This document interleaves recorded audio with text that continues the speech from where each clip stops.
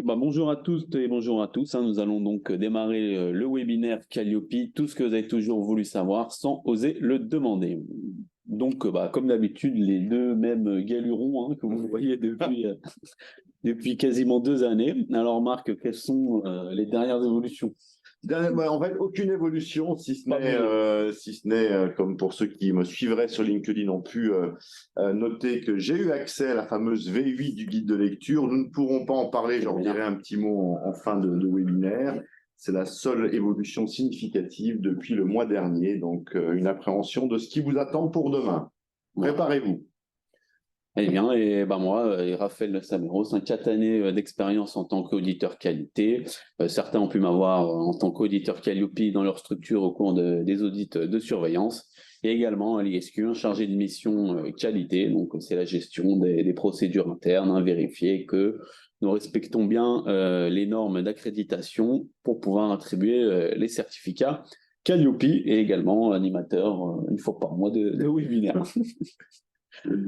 Alors, les questions, comme vous avez pu nous poser tout au long du mois écoulé, on va y revenir dernièrement, mais avant, on va commencer par la cartographie des certifiés. Oui, alors Raphaël, on a repris les chiffres en fait, donc peut-être juste les représenter et voir pourquoi est-ce qu'on a un gros signe attention en rouge. Mhm. Alors, car les chiffres ont encore baissé, hein, depuis notre dernier comptage. On avait 117 000 NDA actifs au dernier comptage et aujourd'hui, on en a 115 800 et à la louche, ça fait moins 2000, hein, ce qui veut dire que les DRED sont encore en train de mener leur campagne de caducité et qu'il y a encore des NDA qui sautent, hein, pour diverses raisons, hein, et ça a également un impact sur les prestataires certifiés Calliope, car comme on l'a déjà dit, si le NDA est bloqué par la DRED, eh bien, le certificat Calliope est également bloqué et n'apparaît plus sur la liste de la DGEFP. Voilà, en fait, on va peut-être sur un certain nombre de choses. Donc, ce webinaire a été construit en essayant de répondre aux questions que vous nous avez adressées et de rappeler quand même quelquefois un certain nombre de points importants ou de remettre les points sur certains i. Il est clair que dès lors que votre NDA est frappé de caducité, et donc ça, ce sont bien les DRETS qui vont prononcer la caducité, en fait, l'ISQ n'a pas la main, c'est-à-dire que vous disparaissez d'office de la liste publique des organismes de formation certifiés, même si côté ISQ, nous ne le découvrons en fait qu'une fois par semaine, puisqu'on fait un contrôle maintenant une fois hebdomadaire. Mais l'ISQ n'a pas la main dessus pour le réactiver ou quoi que ce soit. Donc on insiste bien. La caducité, c'est l'adresse, c'est dès lors que votre NDA est caduque, vous disparaissez de fait des listes et donc vous êtes invisible aux financeurs. C'est ça. Et alors, à ce propos-là, tu as pu contacter la DGEFP qui t'a répondu sur certaines questions qu'on va énoncer maintenant. Est-ce que l'absence d'activité qui entraîne la caducité est de 1 ou de 2 ans? Alors, c'est vrai qu'on a repris 3 questions, mais qu'on a déjà présentées, ça va même depuis plus d'1 an et encore la dernière fois, mais réinsister sur ces points vraiment essentiels. La caducité est prononcée pour un défaut de chiffre d'affaires. La loi dit après 1 an d'activité sans activité de formation. Maintenant, nous savons également que certaines RETS acceptent et sont tolérantes et donc vont accepter un délai de 2 ans. Donc c'est vrai que tout le monde n'est pas logé à la même enseigne, mais ce qui est certain, c'est que dès lors qu'il y a 2 ans sans activité de formation et donc un BPF à 0, là la caducité est prononcée et que normalement vous êtes censé recommencer à 0 sans toucher les 20 000 euros de la case départ du Monopoly. Donc vous devez redéposer un dépôt complet avec bien évidemment le contrat et ou la convention de formation, l'intervenant, la fiche de casier judiciaire, l'extrait numéro 3 pour le dirigeant, etc., etc. Attendre à nouveau 1 mois et là vous verrez, vous bénéficierez d'un nouveau numéro de déclaration d'activité. Si vous faites ça, ce ne sera pas une réactivation. D'accord, donc on recommence tout à 0. Une autre question qu'on s'est posée, quel est le risque pour un prestataire qui continue à exercer son activité alors que le NDA est caduc, bien qu'il soit au courant ou non? Il n'y a pas de différence. Alors déjà, c'est vrai que sur la dernière question, comment est-ce que vous êtes informé? Ce qu'il faut bien garder à l'esprit, c'est que vous n'êtes pas informé par les DRETS, de la caducité de votre NDA. Les DREDS partent du principe que vous n'avez pas respecté votre obligation légale réglementaire de déclaration, ou en tous les cas, vous l'avez fait, mais avec un BPF à 0, donc ils n'ont pas à vous dire ce que vous risquez, puisque normalement, vous êtes censé le savoir. Nous, on est censé ignorer la loi. Pourquoi pas? Et derrière ça, j'insiste aussi, la sanction pénale, si dans le cadre d'un contrôle, la DRED s'aperçoit que vous continuez à contractualiser alors que le NDA n'est plus actif, puisque la loi vous impose d'avoir un NDA pour être un prestataire de formation professionnelle, bien évidemment, normalement, vous êtes passible d'une amende de 4 500 €. C'est pour ça que nous vous invitons et que toutes les semaines, on alerte les organismes qui sont concernés sur mettre tout en œuvre le plus vite possible pour récupérer un NDA et surtout d'éviter, dans la mesure de possible, de contractualiser dans la perspective d'un potentiel contrôle exercé par les DREDS. La double punition. C'est un peu ça, oui. Donc, tu as un petit peu répondu. Par quels moyens les prestataires sont informés de leur caducité de la NDA? C'est ce que tu viens de dire. Et comment je peux savoir si mon NDA il est toujours actif ou pas? Alors voilà, vu que la DRED ne va pas vous informer qu'elle a rendu votre NDA caduc, eh bien nous ne pouvons que vous inviter à autocontrôler. Je dirais que le fait que le NDA soit toujours actif. Et là, vous avez deux moyens qu'on a déjà présentés à plusieurs reprises, mais là aussi, il faut réinsister. Vous pouvez aller, bien sûr, en tapant sur Google à data.gouv, liste des OF, et vous allez tomber sur le site data.gouv. Télécharger dans un premier temps le fichier CSV des organismes de formation. Vous allez ici avoir accès à la liste des 115, aujourd'hui 1000 NDA actifs. Vous faites un CTRL F avec votre numéro de SIRET ou votre NDA. Et si vous n'apparaissez pas, c'est que vous n'êtes plus actif.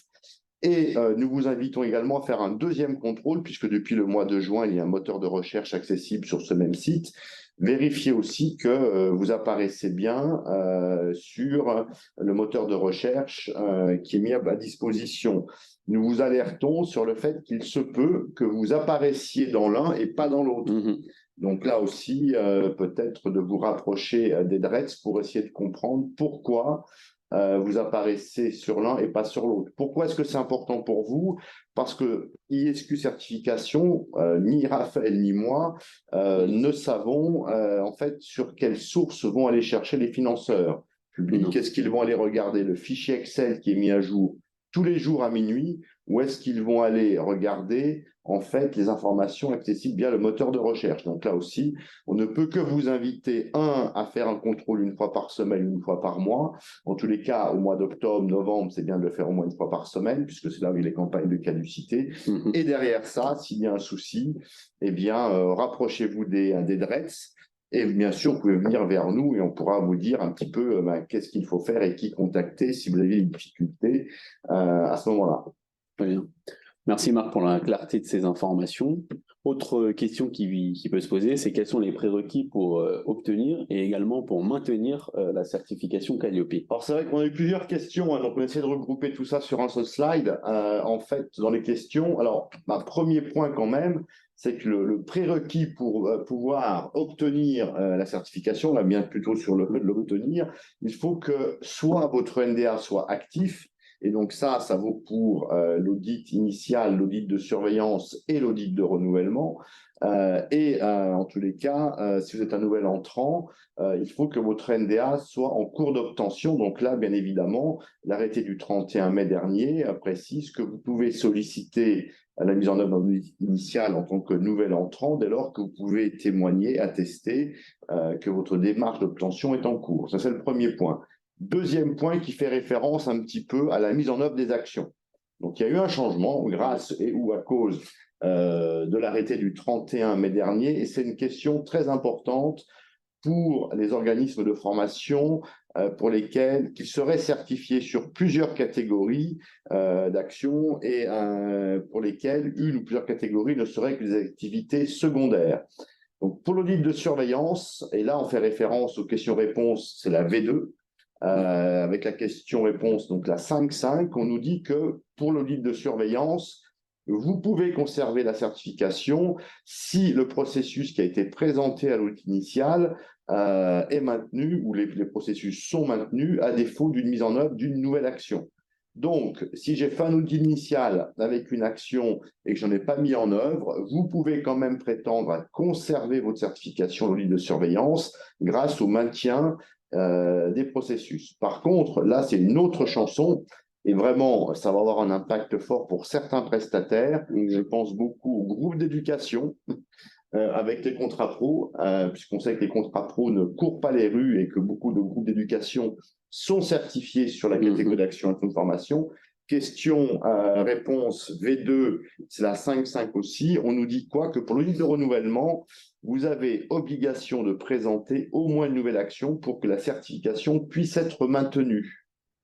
Depuis l'audit de surveillance, donc concrètement, si je prends l'exemple d'un groupe d'éducation qui est certifié apprentissage et action de formation uniquement pour le bénéfice de l'accueil des contrats pro, s'il n'y a pas eu de contrat pro depuis l'audit de surveillance, vous ne pouvez normalement pas prétendre à renouveler votre certification et donc le certificateur que nous sommes et ou nos confrères ne devrait pas pouvoir vous auditer. Et c'est pour cette raison qu'on va vous solliciter en amont de l'audit sur l'envoi d'informations sur les prestations mises en œuvre au cours des 3 derniers mois, mais très souvent sur les contrats pro, on va même remonter jusqu'à l'audit de surveillance. Et s'il n'y a rien, vous ne pourrez pas être audité. Il y a des solutions de contournement que nous ne pouvons pas vous conseiller, si on n'a pas le droit de conseiller. Mais ce qui est sûr, c'est que pas de contrat pro depuis la surveillance.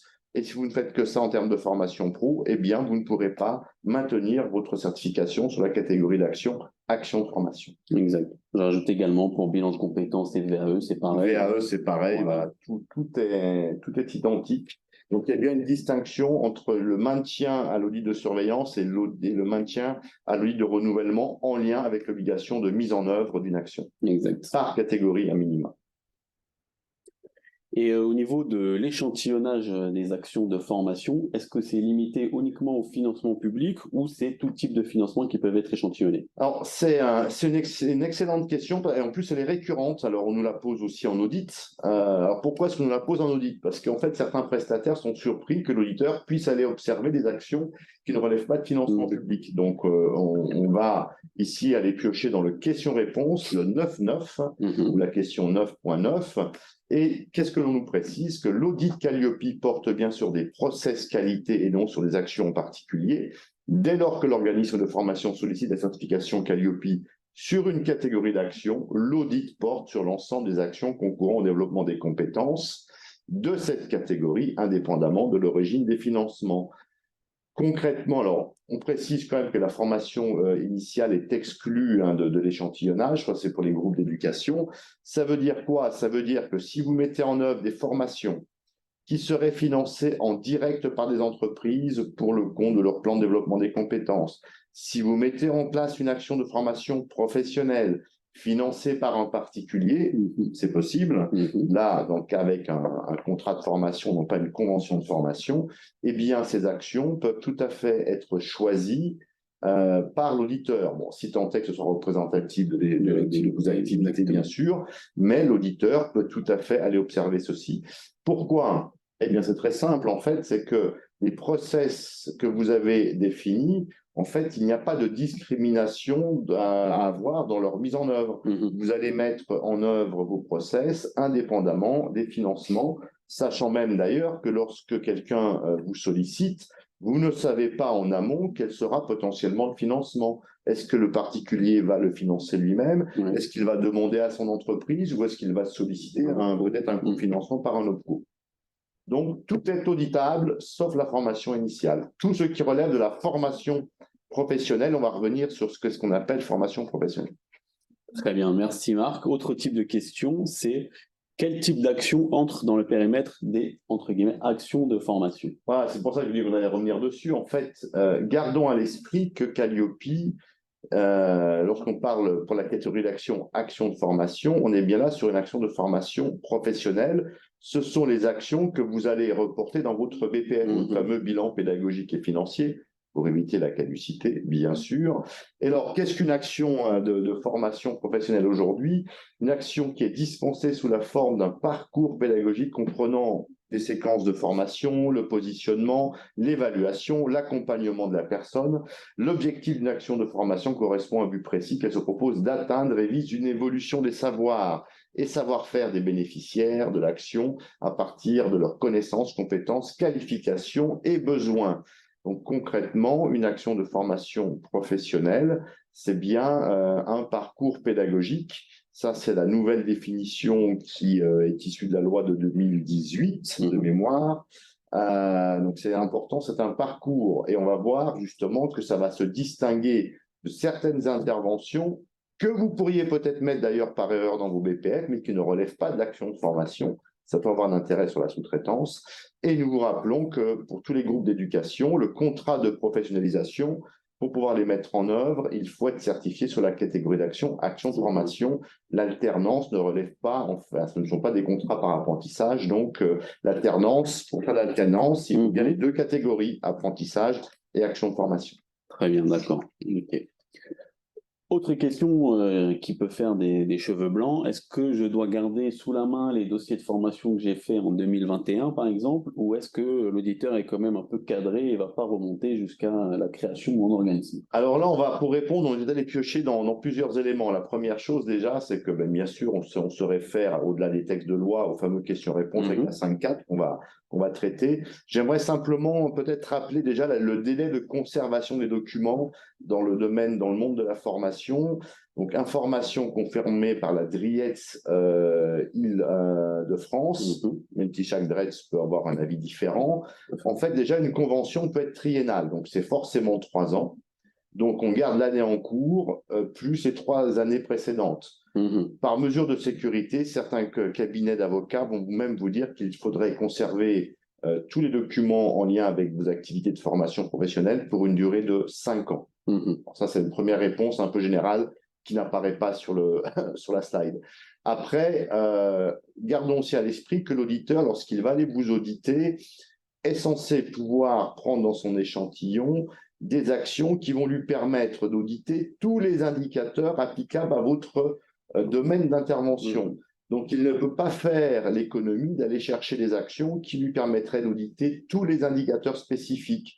Le 3 et le 7 et le 16 dès lors que ça concourt à l'obtention d'une certification inscrite au RNCP. Il ne peut pas non plus faire l'impasse sur de l'alternance, même si c'est à la marge, parce que ça ouvre des indicateurs spécifiques que sont les 13 et 28.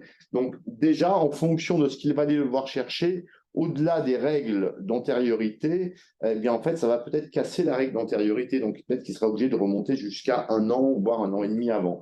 Maintenant, la question 5.4 nous dit, pour l'audit de surveillance, la période référence mentionnée à l'article 2 de l'arrêté du 6 juin 2019, modifiée, relative aux modalités d'audit, correspond à la période entre l'audit initial et l'audit de surveillance. Et donc, par extension, lors de l'audit de renouvellement, nous partons du principe que l'auditeur va essentiellement observer les actions qui ont eu lieu entre l'audit de surveillance et l'audit de renouvellement. Pour les actions plutôt courtes, que je mets de côté tous les contrats pro et les formations par apprentissage qui peuvent nécessiter de remonter assez loin dans le temps. Pour les formations courtes, le message passé aux auditeurs ISQ, je ne connais pas ce que font nos confrères, mais on peut supposer à peu près la même chose. Nous invitons nos auditeurs à aller chercher des actions qui sont plutôt récentes et terminées, puisque normalement, c'est en observant les dernières actions mises en œuvre que vous pourrez démontrer au mieux vos process actualisés et la mise en œuvre des documents associés. Très bien. Très bien, merci Marc. Une petite slide pour compléter ce que tu as dit précédemment au niveau de ce qu'est une action de formation et également ce que n'est pas une action de formation. Voilà, en fait, là aussi, rappelons qu'un positionnement seul, un tutorat, une évaluation, la mise en œuvre d'une certification seule, une période d'auto-formation, un accompagnement, un support pédagogique, ces éléments pris individuellement ne sont pas assimilables à une action de formation professionnelle. Ce n'est pas un parcours tel qu'on l'a vu tout à l'heure, en reprenant cette fameuse loi de 2018. Par contre, on sait bien évidemment que si vous avez combiné tout ça, eh bien, ça peut donner naissance un petit clin d'œil à Louis, ça peut donner naissance à une action de formation professionnelle. J'ai bien évidemment un positionnement à faire, accessoirement Calliope vous invite ou même vous impose de le faire, éventuellement. Vous pouvez mettre en place des séances de tutorat, vous aurez peut-être une certification à la fin de votre parcours. Le parcours peut intégrer des séances d'auto-formation. Bien évidemment, vous remettrez des supports pédagogiques, indicateur 19, et bien on s'aperçoit que mis tous les ingrédients mis les uns avec les autres, eh bien, dans le shaker, vous avez un très bon cocktail qui fait une action de formation professionnelle. Tout à fait. Mais tous ensemble et pas isolés. Pas individuellement. Très bien, merci Marc. Une autre question qui nous a été posée et qui concerne les PSH, les personnes en situation de handicap. Ces questions concernaient quels sont les principaux attendus pour les PSH au niveau des indicateurs Calliope. Alors, on en a pris peut-être les plus importants parce que quelque part, on pourrait presque en trouver un petit peu partout. Alors, il y a les attendus qui sont rédigés et puis il y a ceux qui sont induits et pas forcément formalisés dans le guide de lecture. Oui. Alors, rappelons simplement quand même que l'indicateur 1, vous êtes tenu d'informer sur l'accessibilité de vos prestations. Et on insiste bien de vos prestations, pas de vos locaux. C'est pour ça qu'on a mis 4 pictos. On a même un 5e qui existe, que je n'ai pas mis ici, qui fait référence au handicap en fait non visible, comme la dyslexie par exemple. Donc c'est déjà un premier point, je dois informer sur l'accessibilité de mes prestations. Deuxième indicateur très important, et là vous avez même une obligation spécifique qui complète l'indicateur 4, puisque vous êtes censé, dans le cadre de l'accueil des PSH, recueillir quels sont les besoins d'aménagement pour les PSH, bien évidemment. Et ce recueil de besoins va vous servir à quoi ? Eh bien, il va vous servir à informer les personnes en charge de la conception et de la mise en œuvre de la prestation. Et c'est pour ça que les indicateurs 6 et 10, on vous dit que vous prenez en compte les besoins d'aménagement, justement, en lien avec tout ça. Ça pourrait même toucher l'indicateur 16, puisque nous savons que dans l'indicateur 16 et la mise en œuvre des épreuves de certification, eh bien, vous allez quelquefois être tenu de mettre en œuvre un aménagement. Le plus connu aujourd'hui est bien évidemment le tiers-temps pour les examens finaux ou même intermédiaires d'ailleurs. Indicateur 17 pourrait être aussi touché, même si ce n'est pas aussi explicitement noté dans le guide de lecture. C'est la mise à disposition de moyens et entre autres de locaux. Eh bien, justement, est-ce que vos locaux, alors les vôtres, est-ce que les locaux que vous allez louer à l'occasion sont accessibles au PSH et à minima au PMR, par exemple ? Indicateur 18, bien évidemment, on vous dit que vous coordonnez la mise en œuvre des prestations. Ben, la coordination, c'est aussi être capable de démontrer que vous avez bien informé toutes les parties prenantes dans la mise en œuvre de la prestation, de la présence d'un PSH et d'un besoin ou de besoins au pluriel d'aménagement de la prestation. Indicateur 19, bien évidemment, ça ne figure pas en tant que tel non plus, mais nous savons très bien que vous devez vous assurer de la mise à disposition de l'accessibilité du matériel pédagogique pour les PSH. Peut-être que vous allez, je ne sais pas moi, proposer des écrans qui vont pouvoir grossir avec une fonction loupe pour les apprenants. Un aménagement très simple peut simplement être s'assurer que la personne malentendante soit le plus près possible du formateur et non pas au fond de la classe, près du radiateur, comme on a peut-être été nombreux à le faire à nos périodes un peu plus jeunes. Indicateur 22, on pourrait, là aussi, c'est peut-être pas aussi clairement noté, mais indicateur 22, qu'est-ce que vous avez éventuellement mis en œuvre auprès de vos salariés et ou des intervenants extérieurs, même si ceci ne relève pas du 22? Est-ce qu'il y a eu des actions de sensibilisation des différentes parties prenantes concernées par la mise en œuvre des prestations sur l'accueil des personnes en situation de handicap? Le 23, eh bien, démontrer que vous êtes en veille sur toute la réglementation en lien avec les PSH. Sachez d'ailleurs que ça va être renforcé sur le nouveau guide de lecture. L'indicateur 26, celui-ci, forcément, tout le monde le connaît. Vous avez aussi, vous êtes censé avoir identifié des partenaires vers qui vous pourriez vous retourner dans la perspective de la mise en œuvre d'aménagement et où vous devez aussi démontrer qu'est-ce qui a été mis en œuvre. Et cette obligation va être renforcée normalement avec le nouveau guide de lecture. Très bien. Merci Marc pour ces clarifications à propos des PSH. Alors également une autre question qui est un peu plus personnelle, relève d'une situation propre à un organisme qui demande, qui nous dit qu'il a repris les dossiers formation en janvier 2023 et qu'ils ont leur audit de surveillance le 5 février 2024. Cette personne nous demande si l'auditeur pourrait être alerté que voilà, ça ne fait que 1 an qu'elle est en place, que de ce fait elle va être en difficulté pour répondre à des questions qui sont antérieures à son arrivée. En fait, non. Déjà une question de vocabulaire, au-delà du fait que, bien sûr, le sous-titre, c'est égalité de traitement et d'analyse pour l'ensemble des prestataires.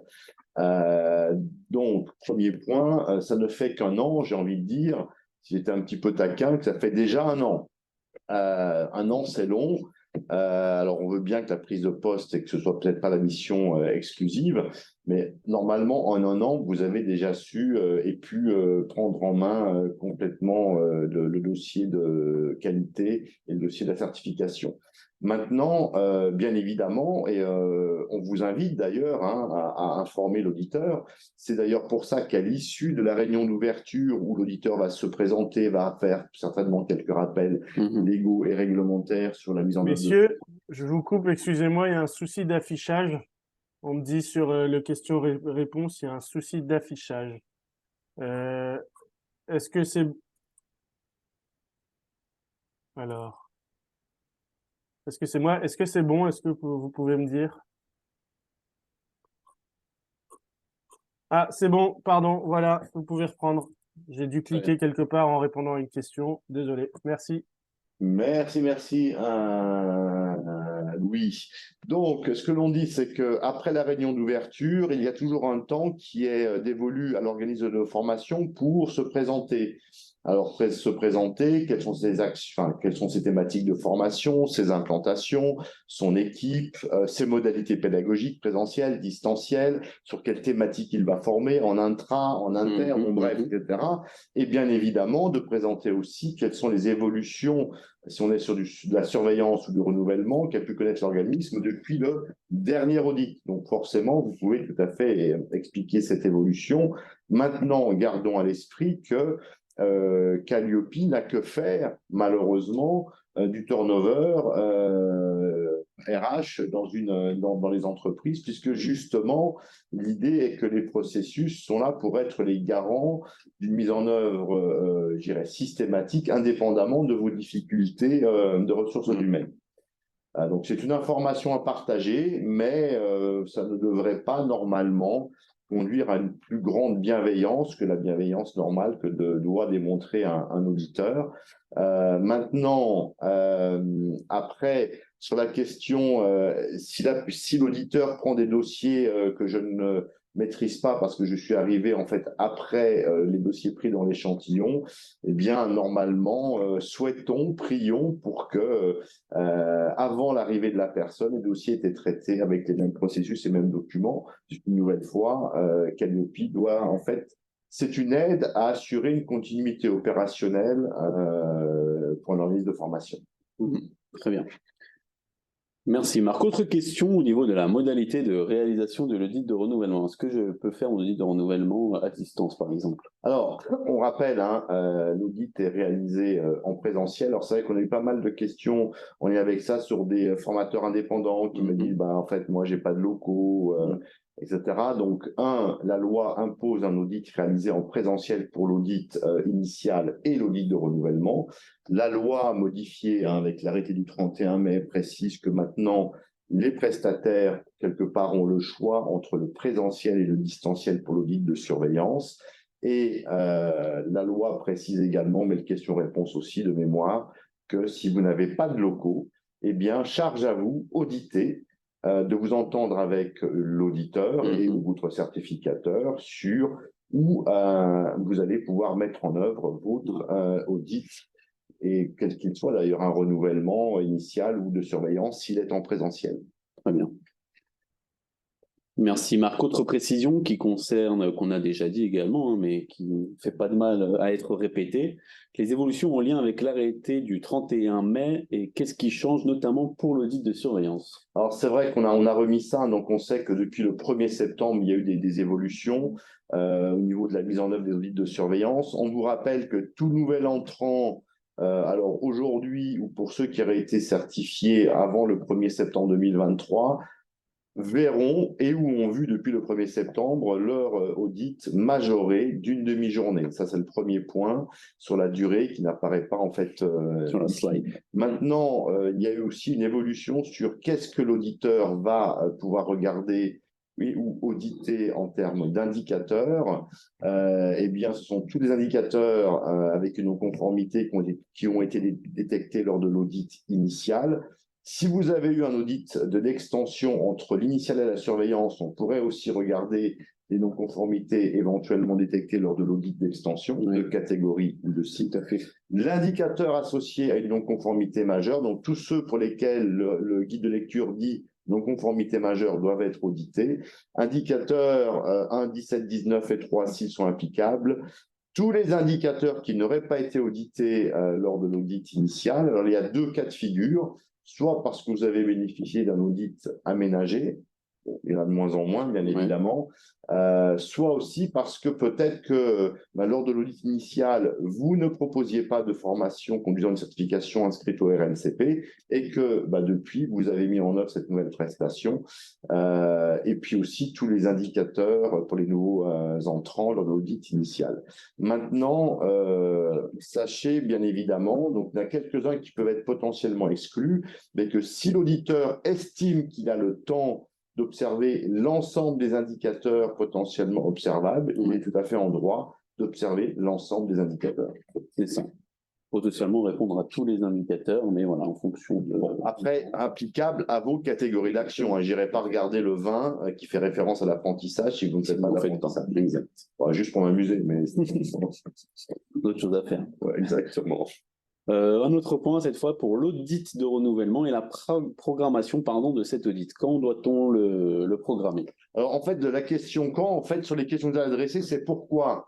C'est un pourquoi, parce que certains, ayant traîné un petit peu à mettre en œuvre l'audit de surveillance, qui ont pu attendre je dirais le 22e mois pour la mise en œuvre, nous disent « Ah, mais on vient de l'avoir, et là, dans moins, en fait, je vais avoir 2 audits en un an. » Eh bien, oui. Eh bien oui, pourquoi? Eh bien parce qu'en fait, le texte de loi du 31 mai, l'arrêté nous dit quoi? Que le renouvellement de la certification suppose la réalisation d'un audit de renouvellement sur place avec et avant la date d'échéance du certificat et dans les délais compatibles avec la levée des non-conformités. Donc c'est pour ça qu'aujourd'hui, et on a ce petit déroulé ici, vous prenez la date d'échéance, c'est un rétro-planning, à la date d'échéance qui figure sur votre certificat.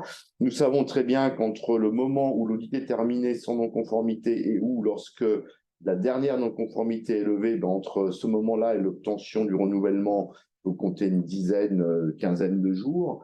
Après, eh bien, si on respecte la loi, vous avez 3 mois plus 1 mois pour les non-conformités majeures potentiellement de traitement. Donc, ça fait 4 mois. Et puis, on sait aussi qu'entre le jour de l'audit et la transmission des fiches de non-conformité, il peut y avoir une quinzaine de jours. Eh bien, 4 mois plus 2 fois 15 jours, ça fait bien 5 mois. Donc, voilà pourquoi nous vous invitons à le faire 5 mois avant. Vous pouvez faire ça bien avec un délai plus court, au risque d'être suspendu si vous n'avez pas pu traiter les non-conformités avant la date d'échéance. Tout à fait. Donc ici, on a pris un petit exemple d'un organisme qui aurait sa certification qui se termine le 30 mars 2024. Et si on applique tout ce que tu viens de nous dire, Marc, eh bien, pour un organisme qui aurait sa certification à échéance le 30 mars 2024, eh bien, il devrait être en train de préparer son audit de renouvellement, car si on remonte tous ces petits 15 jours, 3 mois, 1 mois, 15 jours, on arrive à novembre ou décembre 2023, donc c'est maintenant. En fait, pour ceux qui sont certifiés entre janvier, février et mars, si votre audit n'a pas eu lieu de renouvellement et ou s'il n'est pas programmé, c'est que vous êtes déjà en retard. Si on veut la faire courte, c'est un petit peu comme ça qu'il faut voir les choses. Et il y a urgence à se dépêcher. Allez, maintenant, on change un petit peu. On réinsiste là aussi une nouvelle fois. À chaque fois, on le précise. Et j'ai encore pu superviser ce matin, début de matinée, un auditeur et donc un audité. Eh bien, de toute évidence, nous ne devons pas être assez précis ou assez clairs, Raphaël, parce que j'ai encore vu des mauvais éléments.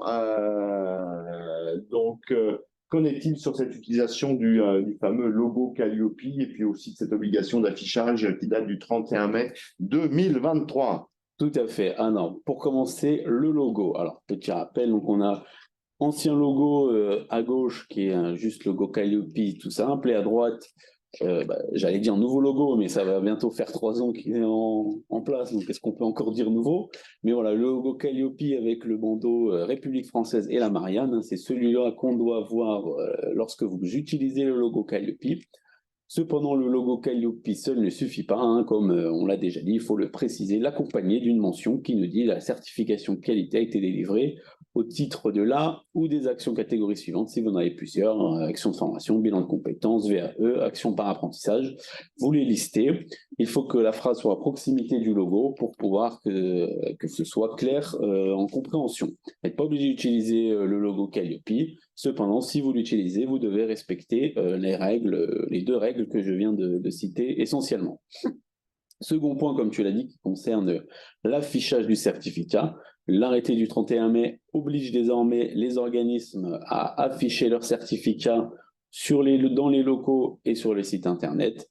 Donc dans les locaux, si vous êtes un organisme multisite, vous avez 15 sites, et bien on doit retrouver le certificat en entier sur les 15 sites. Donc si pour certains qui ont des certificats sur 2-3 pages, eh ben, vous devez afficher les 2-3 pages. Également affiché sur un site internet, hein, donc là également il n'y a pas de directive claire, hein, ils nous disent afficher sur le site internet, donc à vous de voir comment vous souhaitez l'incorporer, ça peut être à travers d'un point and click, d'un lien, à vous de choisir, il n'y a pas de réponse idéale, l'important c'est que sur votre site internet, on ait accès facilement à cette information. Un autre point qui est précisé, au cas où vous n'avez pas de site internet, eh ben, il y a quand même une petite subtilité. Vous devez être en mesure de prouver à l'auditeur que si quelqu'un en fait la demande, vous êtes en capacité de le transmettre à cette personne, qu'il soit candidat, stagiaire, apprenti ou financeur. Donc là encore, il va falloir le démontrer, même si personne ne vous l'a demandé, eh bien, il faudra montrer si quelqu'un le fait, comment vous allez vous charger, de quelle manière, où est le certificat. Il va falloir démontrer ce genre de choses. Et voilà, je crois que j'ai à peu près fait le tour. Hein. Et je vais rajouter un ou 2 points. Quand on voit ici dans vos locaux, donc ça veut dire que l'affichage, dans vos locaux, ce sont les locaux qui apparaissent sur votre certificat. 15 sites sur le certificat, il y a donc besoin de 15 affichages. S'il y a des locaux qui n'apparaîtraient pas sur votre certificat parce qu'en fait, il n'y a pas de personnel permanent, donc ce n'est pas un site Calliope, on va dire. Là, vous n'avez pas d'obligation d'affichage et on pourrait se demander pourquoi vous ne le mettriez pas pour autant. Autre chose aussi, si vous faites des formations en intra chez le client, il n'y a pas d'obligation du formateur de se promener avec son cadre et de le poser dans la salle, pas plus qu'il n'y a d'obligation faite au formateur de déposer son cadre avec son certificat dans une salle, dans un centre d'affaires ou dans un hôtel, si là aussi il y a une salle qui est louée ponctuellement pour l'occasion. Voilà, le petit clin d'œil, non. N'allons pas jusque-là non plus. Voilà, exactement. On ne travaille pas chez Deco. Voilà, et l'affichage voilà, dans l'accueil hein, ou les toilettes. Hein, si voilà. Accessible. Accessible. Un autre point qui concerne le traitement des non-conformités majeures qui a été clarifié par cet indicateur. L'arrêté, pardon. Voilà. Il fatigue, il n'a pas encore déjeuné, le jeune homme, c'est normal. Pour un petit sucre. Donc, il est vrai aujourd'hui que, en fait, depuis l'arrêté du 31 mai, il y a toujours 3 mois pour présenter un plan d'action et le mettre en œuvre lorsqu'on parle de non-conformité majeure. Donc, ça, c'est bien défini par les textes de loi. Et l'arrêté du 31 mai a rajouté une chose qui est que bien l'auditeur et ou le certificateur a droit à 1 mois supplémentaire pour observer la mise en œuvre. C'est-à-dire que non seulement je valide le plan d'action comme pour une mineure, mais en plus, vous devez vraiment démontrer la mise en œuvre de votre plan d'action ou à minima un début de mise en œuvre, parce qu'on peut tout à fait comprendre que vous ne puissiez pas non plus tout refaire en un jour. Qu'il n'y a pas de mise en œuvre, la non-conformité majeure ne peut pas être levée. Normalement. Exact. Très bien, Marc, merci pour ces précisions. Un dernier point, quels éléments seront audités lors de l'audit de renouvellement? En fait, c'est une question qui se pose aussi à l'audit initial, quelquefois l'audit de surveillance. De tous, quoi. En fait, ce sont l'ensemble des indicateurs qui sont applicables à votre situation spécifique et aux catégories d'actions pour lesquelles vous allez être audité. Ça, c'est le premier point. Avec, bien sûr, je dirais là, ce qui va vraiment varier, parce que la durée, elle est déterminée par la loi, que ce soit la durée pour un monocyte, la durée pour un multisite. Par contre, là où il y a une vraie incertitude pour les audités, c'est quel sera l'échantillon d'action que va choisir l'auditeur. On a clarifié un petit peu quel pourrait être l'échantillon. On a clarifié aussi la période sur laquelle il pourrait remonter. Mais il est vrai que un mythe avec 3 auditeurs pourrait potentiellement, peut-être, alors, non pas prendre 3 échantillons complètement différents, mais des actions différentes, même si elles se veulent représentatives. D'où l'importance d'être systématique dans la mise en œuvre de ces processus. Exact. On ne fait pas d'impasse comme au bac. Non, ça marche pas.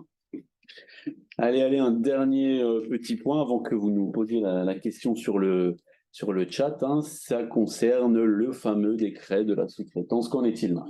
Bon, le décret, déjà, lui, il n'est toujours pas sorti. Donc, la nouvelle fois, on ne va pas se lancer dessus et parler d'une chose qui n'existe pas.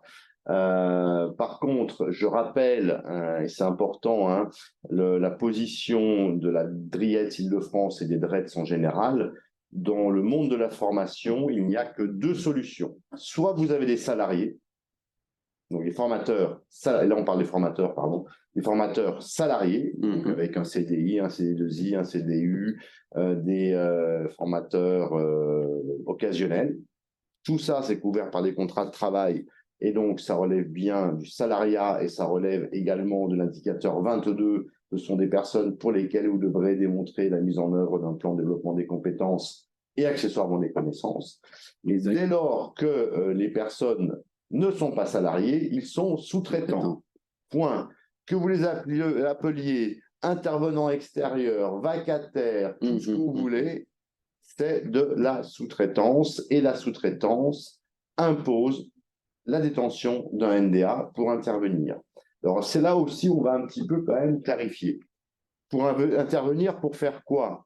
Dès lors que vos intervenants extérieurs interviennent pour assurer une action de formation professionnelle. Si vous invitez Marc Verger, parce que vous n'êtes pas encore avec une overdose de me voir tous les mois, à venir parler pendant 2 heures dans une masterclass pour un groupe d'éducation de Calliope, ce n'est pas, la masterclass en elle-même n'est pas une action de formation, donc je n'ai pas besoin de NDA pour intervenir. Voilà, donc il faut aussi voir si les personnes extérieures interviennent pour mener une action de formation professionnelle. Un professionnel du recrutement qui viendrait faire une intervention de 2 heures sur comment faire son CV ou comment, je ne sais pas moi, se tenir en entretien d'embauche, par exemple, là aussi, ça ne relève pas forcément d'une action de formation professionnelle et il n'aura pas besoin certainement d'un NDA. Maintenant, et là je fais toujours référence aussi à des groupes d'éducation.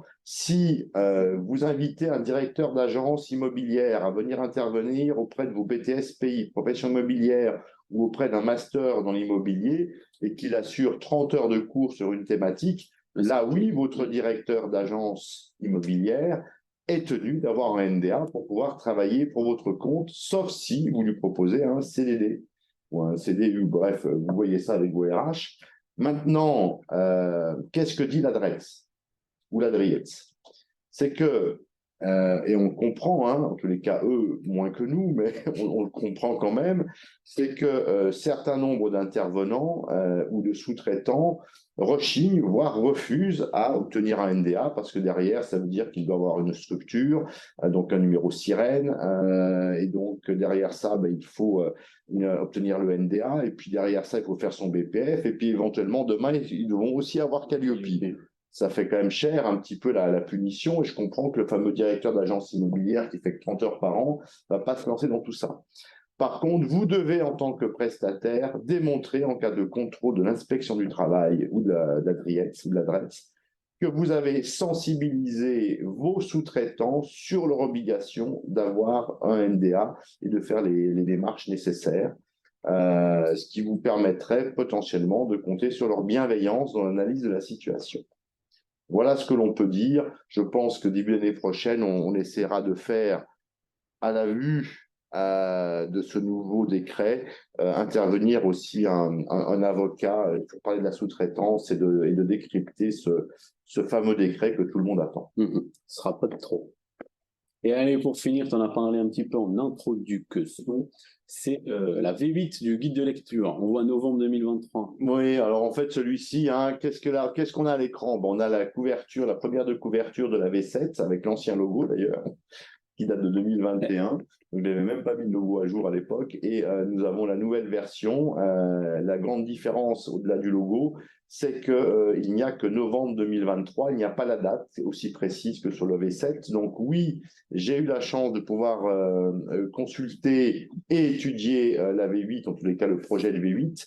Donc tant qu'il n'est pas publié sur le site du ministère, nous ne pouvons pas en parler. L'étude a déjà été menée, une étude qui a été bien sûr poussée. Tous les changements en termes de vocabulaire, de look, de fond, les non-conformités, tout ce que vous voulez a déjà été étudié aussi.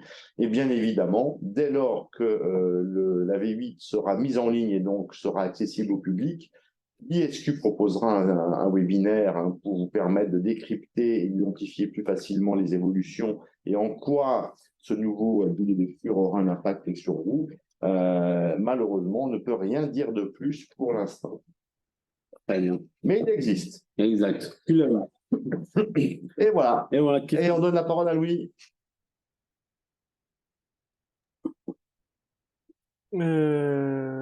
Ok, on y va. Je vais essayer de mettre la caméra pour qu'on puisse me voir. Voilà, j'ai plein de questions, mais vraiment beaucoup. Alors déjà, désolé pour tout à l'heure, c'était une fausse manip de ma part. Je vous ai fait, j'ai fait disparaître votre présentation et j'ai mis vos visages à la place.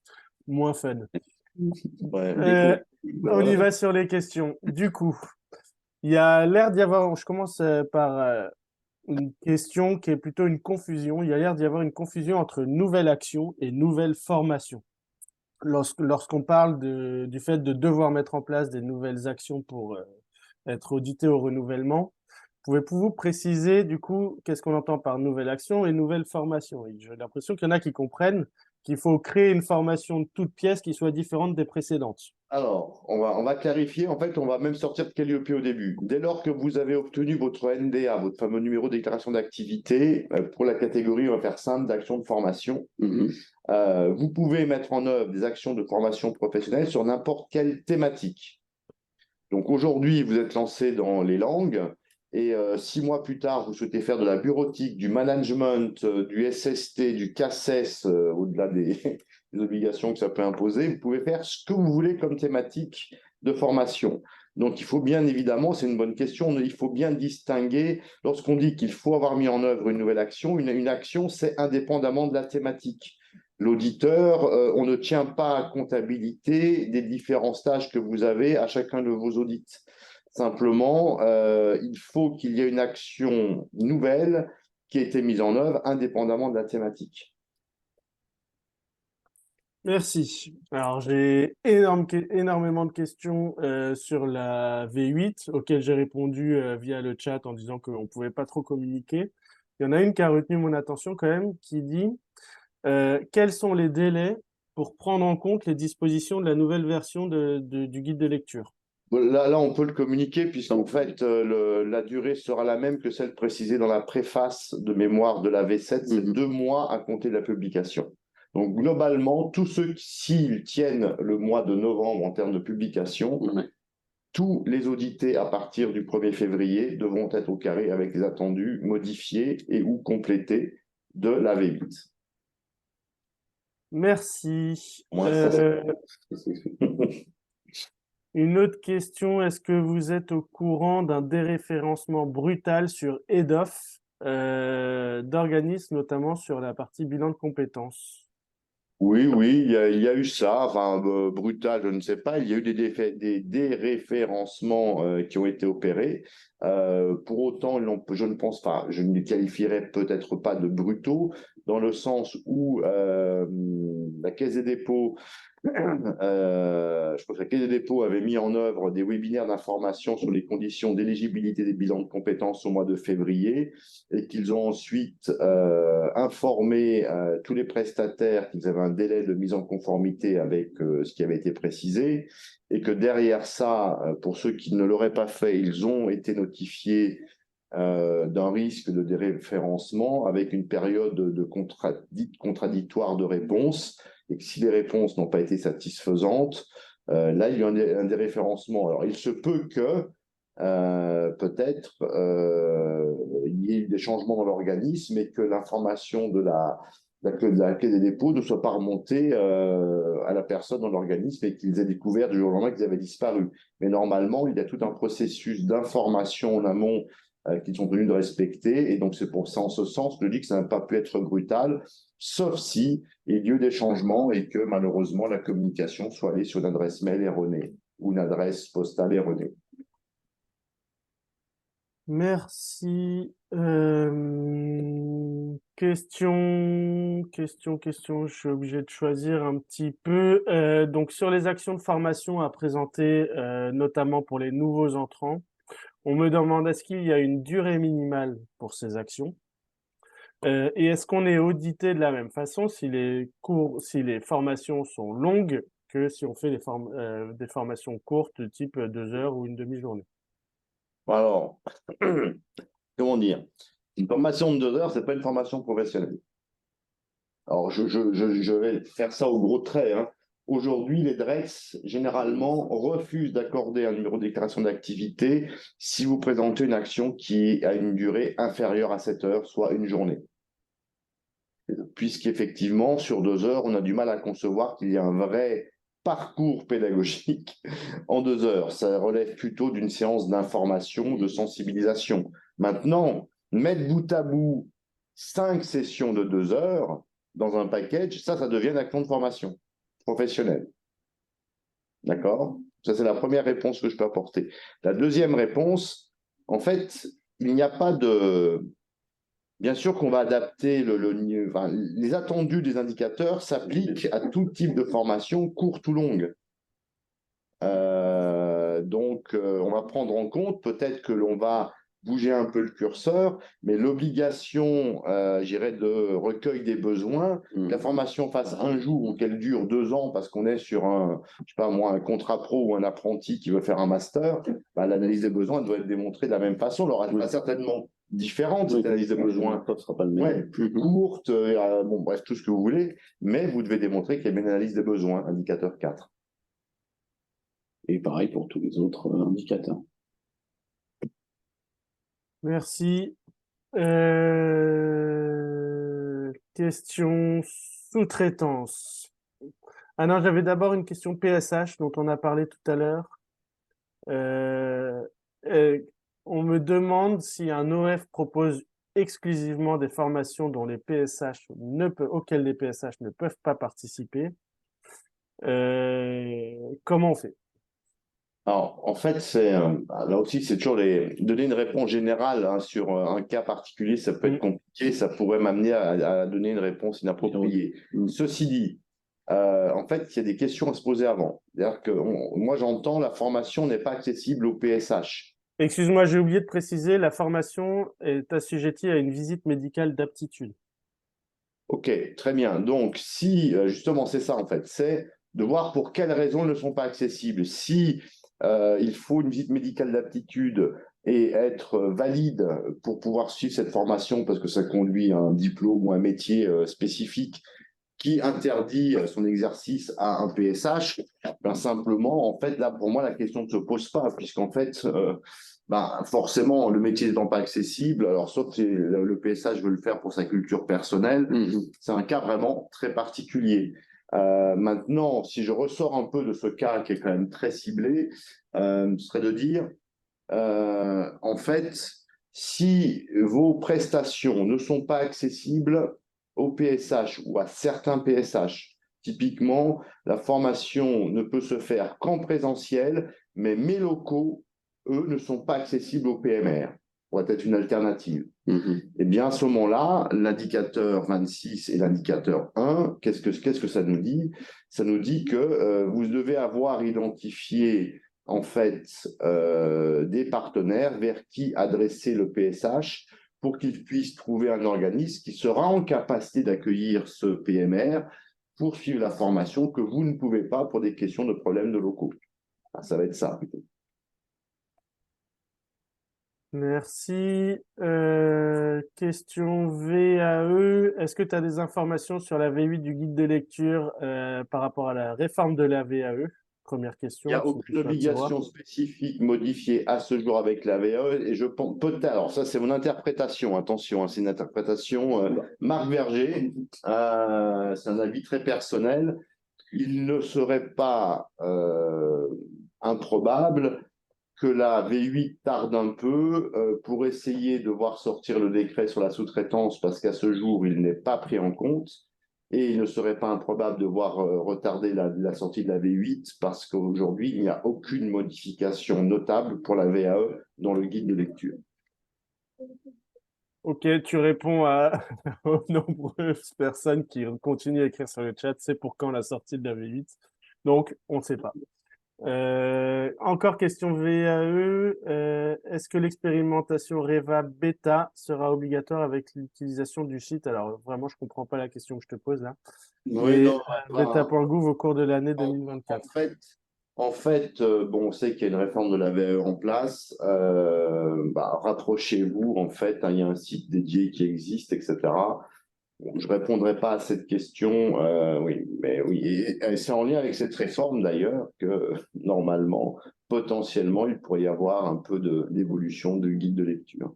Ça rejoint la reboucle avec la question précédente. Question pratico-pratique. On va encore en prendre quelques-unes. Les attestations de fin de formation sont-elles la même chose que les certificats de réalisation? Oui, c'est une question que j'ai vue et à laquelle je n'ai pas répondu en tant que telle. Gardez à l'esprit que le gouvernement a mis en œuvre une attestation de réalisation dès lors que les formations sont mises en œuvre dans le cadre de financement public.